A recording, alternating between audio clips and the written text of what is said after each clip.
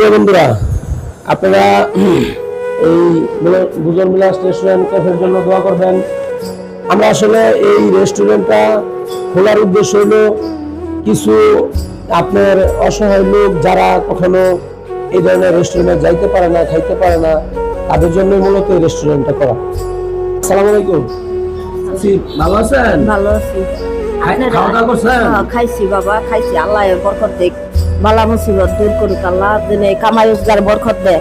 আল্লাহর কাছে দোয়া করি। আপনার দেশের বাড়ি কোন? মমি সিং, জামালপুর। আমাদের বাড়ি মমি সিং। যাক, তার সঙ্গে এলাম মমি সিং। এই যে বুলাই গেদ্দার বাজার থাকি, মাছ বাজার। এই রেস্টুরেন্টের জন্য দোয়া করবেন। আচ্ছা, দোয়া করবো।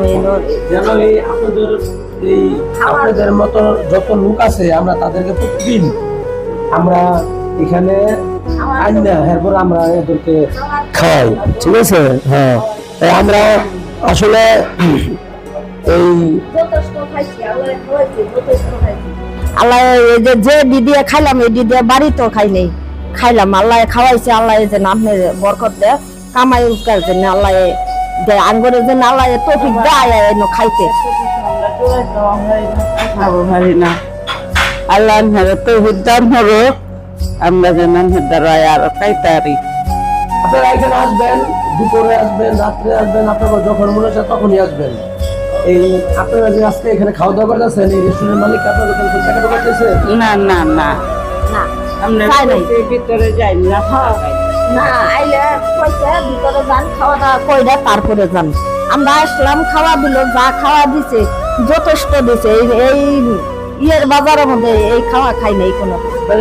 বুজুর্গ বিলাস রেস্টুরেন্ট ক্যাফের জন্য দোয়া করবেন। আচ্ছা, আসসালামু আলাইকুম। দেশের বাড়ি বাজার মহসিং হাল্লাঘাট। হাল্লাঘাট। খানা কেমন হচ্ছে?